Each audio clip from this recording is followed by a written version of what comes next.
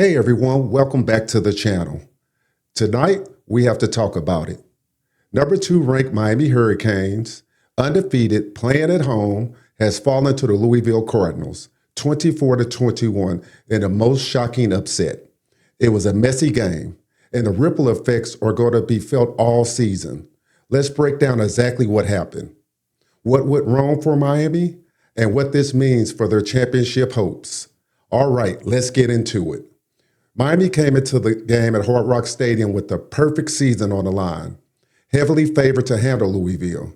But the Cardinals clearly didn't get the memo. They came out swinging fast and physical, scoring on both of their first 2 drives to jump out to a shocking 14-point lead before Miami knew what hit them. The Hurricanes did show some fight. They battled back, thanks in large part to freshman phenom Malachi Tony, who was electric all night long. He broke off some huge catches and even punched in a touchdown, helping Miami claw back and make it a 14-10 game by halftime.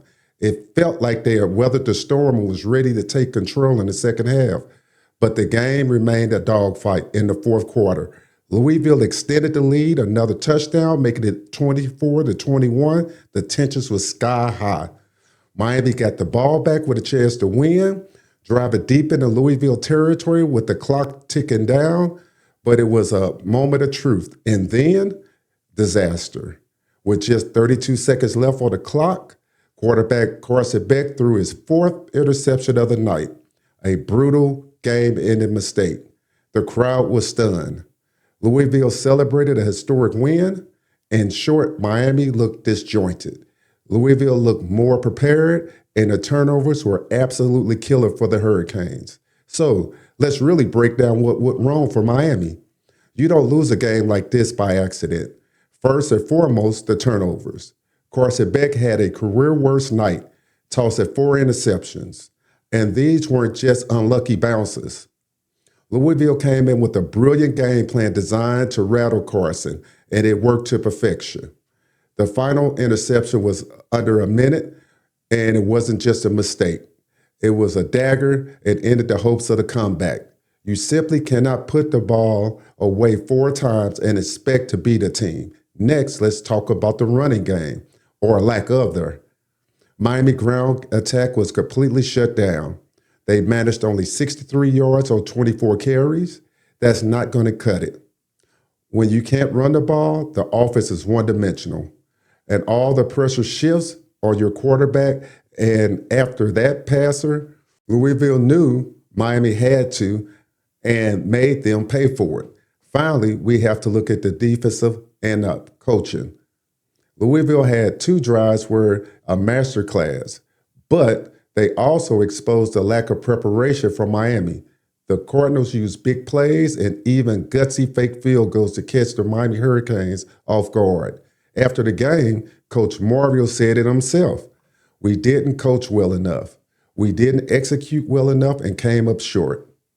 When you combine that with turnovers and non-existent running game and getting out-schemed early, you clearly have a deadly recipe for an upset. But amidst the disappointment, it wasn't all bad. There were a few bright spots for Miami. First, without a doubt, freshman receiver Malachi Tony. This kid was a one-man wrecking crew. He had over 100 yards receiving, made clutch plays, scored a rushing touchdown, and even threw a 2-point conversion. He was doing everything he could to will his team to victory and prove he's a star in the league. On defensive transfer, Achilles Scott was another one. He was flying all over the field, recording a sack or forced fumble. In the game, there were 10 struggles. He was one of the few players that was consistent and made an impact in showing his impact. So yes, there were some great points in the game, but the football game ultimately ended on an 11-on-11 battle. And the team that made the most mistakes did not win the game. Now let's zoom out at the big picture. This loss is a massive blow. Miami entered the season ranked number 2 in the entire country. The defeat puts an end to their undefeated season and puts a serious dent in their ACC rankings. For Louisville, this is a momentous victory, easily one of the biggest ones in their program. They came in and announced themselves to the rest of the ACC. For Miami, the question is, do they still have a chance to achieve a conference title, which is still on the table, and even a playoff push? But the path is tough. A loss like this raised serious questions, resilience and mental toughness. Can they handle adversity? The up-and-coming games are now crucial. Miami absolutely must avoid a slide. The loss can't be just the start of a spiral, as devastation is on the horizon, which can be a turning point. Will they regroup, fix all the problems, and come back stronger, or will cracks that they were exposed tonight lead to bigger problems? So, if Miami's going to bounce back, what specific changes need to happen? So, there are 3 critical reasons they must improve immediately. First, protect the football. It's the most basic rule in sports, and tonight, it didn't happen. That means better decision-making from Corset Beck, better protection from the O-line, and a scheme that doesn't put Corset in high-risk situations. 4 turnovers is totally unacceptable. Second, they have to establish the run.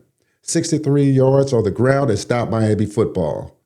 If the opponents know you're just going to drop back and pass, they will feast. A balanced attack is essential in opening up the playbook. They need to get back to being physical at the point of attack. And third, game planning and game situation. Louisville came in with a clear, aggressive game plan and executed it flawlessly. Miami coaches and players need to do a better job of anticipating what's going on, especially the trick plays and the situational football. And they would have to adjust faster when things aren't going their way. That means making different things and practicing more situational football in practice. A brutal return to the fundamentals in weeks. The season is not over, but it was a glaring alarm bell.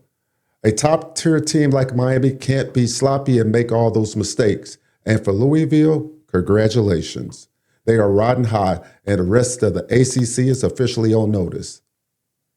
In our next video, we'll take a deep dive into Miami matchup with the Stanford Cardinals. We'll analyze the changes and debate whether the loss was a glaring hiccup or a legitimate cause for concern. Do me a favor, hit that like button, turn on the notification buttons, and don't miss our next video. And I want to hear from you.